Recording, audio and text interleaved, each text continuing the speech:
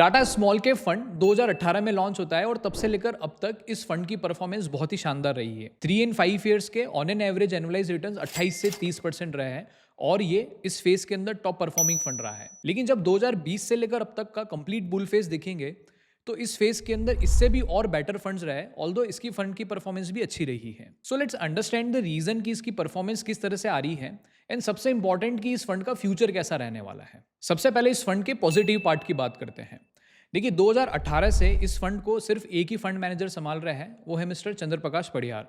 इसका मतलब है कि फंड के अंदर फंड मैनेजर की कंसिस्टेंसी काफ़ी अच्छी है।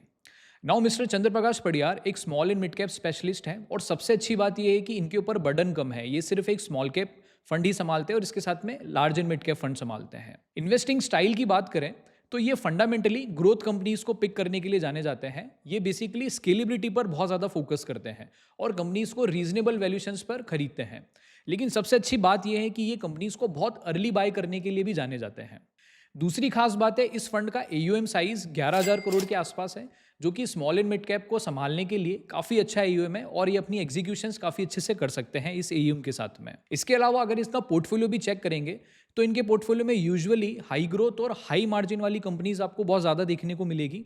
वैल्यूएशन इनके स्मॉल कैप इंडेक्स बेंचमार्क के आसपास ही रहते हैं। सो ओवरऑल इनका पोर्टफोलियो का कंस्ट्रक्शन भी काफ़ी अच्छा है और सबसे इंपॉर्टेंट, ये सिर्फ 50 से 60 कंसंट्रेटेड स्टॉक्स के अंदर ही बैठ लेते हैं, जो कि बाय एंड होल्ड स्ट्रेटेजी के लिए काफ़ी अच्छी स्ट्रेटेजी है। नेक्स्ट नेगेटिव साइड की बात करें तो इस फंड की एक साल की परफॉर्मेंस इतनी अच्छी नहीं आ रही है। रीजन है स्टॉक पिकिंग और सेक्टर एलोकेशन मार्केट सिनेरियो के अकॉर्डिंग नहीं है, क्योंकि ये लॉन्ग टर्म और buy and hold strategy follow करते हैं। इसलिए आप मान के चलिए कि कुछ शॉर्ट पीरियड के अंदर ये फंड अंडर परफॉर्म भी करेगा due to their contrarian investing style.